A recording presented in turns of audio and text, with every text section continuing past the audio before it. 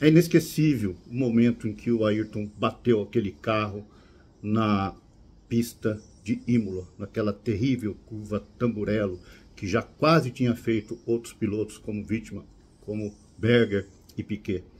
Olha, eu lembro muito bem o que eu estava fazendo. Eu era editor-chefe da revista Grid, da Editora Azul, especializada em automobilismo. Já tinha feito algumas entrevistas com o Ayrton. E naquele momento eu estava assistindo a corrida na minha casa, na TV de casa. E a hora que eu vi a batida, eu gritei: "Ai, o Ayrton bateu! Ai, o Ayrton bateu!" A minha esposa veio correndo, viu o que era. E foi aquela tragédia, né? E eu lembro também que naquele momento que o Ayrton desce a cabeça, deita a cabeça no carro, e na transmissão o Galvão Bueno falou assim: ele está mexendo a cabeça, e que o Galvão sempre associava isso com uma coisa positiva, que o piloto está vivo. E eu já tive a sensação: morreu. E aí o que eu senti é que, até ontem não, até um minuto atrás, o cara era Deus. Ele era assim, ele tinha um mundo a seus pés. Os jovens não têm ideia do que o Ayrton representava. Ele era muito importante, não só na Fórmula 1, mas para o Brasil também. Ele era uma pessoa que ele passava essa imagem de vencedor, de determinado, né, de meio nacionalista também. Acho que ele exagerava em algumas coisas, especialmente na parte religiosa também. O Prost, por exemplo, dizia que o problema não é que o Ayrton vê Deus, ele acha que é Deus. Só que depois a gente viu que mesmo os mais críticos dele, né, o Prost veio para o sepultamento do Ayrton e tudo isso ficou menor diante do que aconteceu. O momento que o Ayrton bateu e depois teve uma notícia da morte cerebral, eu já estava falando com o diretor da Grid, né, o Jorge de Souza, e quando já teve o anúncio da morte cerebral, a gente já falou, e o Jorge falou assim: Quinta, corre lá no DDoC, vai agora no DDoC da Editora Abril, que ficava lá na marginal do Tietê, em São Paulo, e pega todas as fotos do Ayrton, que nós vamos fazer uma edição especial. E eu fiz isso, saí, fui para lá, peguei todas as fotos, 2 da tarde, não tinha ninguém no prédio da Abril, né, onde fazia a então poderosa revista Veja, e levei as melhores fotos para o prédio da Azul, que era uma editora pequenininha perto da Abril, né, e a Grid então nem se fala. E aí lá, quando foi tipo 11 da noite, meia-noite, ligaram desesperado lá da redação da Veja: quero falar com o Sérgio Quintanilha. Quem é o Sérgio Quintanilha? Sou eu, porque a gente ficou sabendo que você veio aqui no DDoC, pegou todas as fotos do Ayrton Senna, estão com você, a gente precisa fazer uma edição especial. Eu falei: então, nós também estamos fazendo uma edição especial. Vocês quem? Nós, da mesma editora, só que nós somos uma revista de automobilismo. E nós estamos fazendo já faz horas essa edição especial. Mas a gente precisa das fotos. Eu falei: tá bom.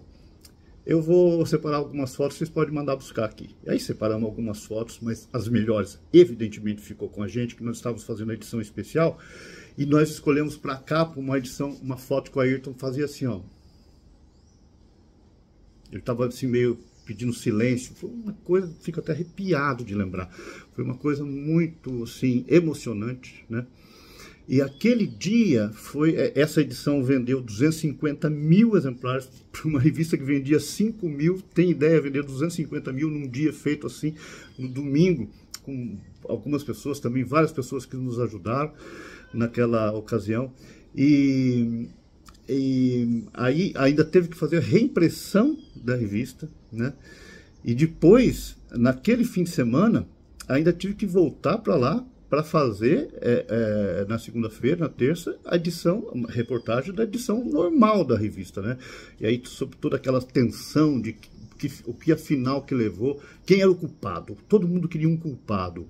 Quem era o culpado pela morte do Ayrton Senna? Ninguém considerava que pudesse ser, de alguma forma, ele mesmo, né?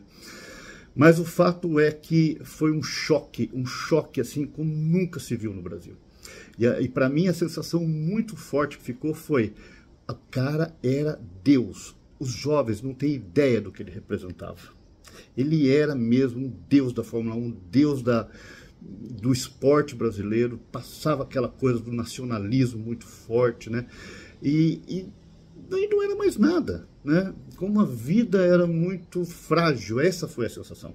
Agora, e essa sensação foi para o Brasil inteiro, né? Agora, o sentimento de perda foi muito grande, foi uma coisa que foi sentido, parecia que, ele não merecia isso, ele tinha 34 anos, né? Agora, o que mais me marcou na carreira do Ayrton, que eu nunca vou esquecer, foi aquela corrida de Mônaco de 84, foi quando ele explodiu, surgiu para a Fórmula 1, aí sim eu estava em Curitiba, eu lembro que as corridas de Mônaco é sempre mais ou menos na hora do almoço, naquela época que não era como hoje, que todas as corridas são no mesmo dia, e o Ayrton vai e passa na chuva, e era um deus da chuva, aquela coisa maravilhosa, e ainda mais em Mônaco, lembrava aquela corrida de 72, do Beltoise, foi histórico, e infelizmente a corrida foi encerrada antes, né? E o Alain Prost ganhou, mas o Alain Prost ganhou, mas o que ficou para a história foi o Ayrton Senna, que a partir dali logo já conseguiu um lugar na Lotus, e aí a história foi do tricampeonato e depois da morte dele. Mas tem uma outra coisa que eu queria lembrar. Alguns meses, poucos meses antes do Ayrton morrer, eu peguei uma carona com ele pelas ruas de São Paulo. E foi uma coisa engraçada, porque não era para ter acontecido isso. Eu era o editor-chefe da Grid, e a Grid sempre dava o Ayrton na capa, né? E aí a gente queria fazer uma entrevista com ele, mas estava difícil, a agenda, tudo, e quem ia fazer a entrevista era o Lívio Oríquio, excelente jornalista, repórter, e o Lívio estava no dia a dia da Fórmula 1. Eu já tinha feito algumas entrevistas com o Ayrton, mas como eu não estava no dia a dia, acho que eu consegui chegar, a abordagem para o atleta é diferente, né? Então eu fui numa entrevista, numa coletiva do Ayrton que era sobre carro. Ele tinha comprado uma concessionária da Ford, que tipo nada a ver. E eu falei para o Jorge, Jorge, vai ter uma entrevista do Ayrton lá no hotel aí em São Paulo. Eu vou lá e vou falar para ele se a gente consegue fazer uma entrevista com ele. E eu fui, e a hora que acabou a entrevista, eu cheguei, Ayrton, tudo bem?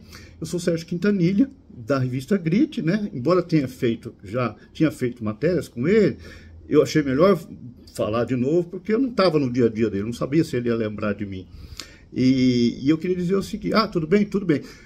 Eu queria dizer o seguinte para você, você foi capa da nossa edição número 1, você foi capa da 2, você foi capa da edição número 3, você foi capa da edição número 4, você foi capa da edição número 5 e você vai ser capa da edição número 6. Ele falou, tá, e daí? Eu falei, daí que a gente não consegue fazer uma entrevista com você.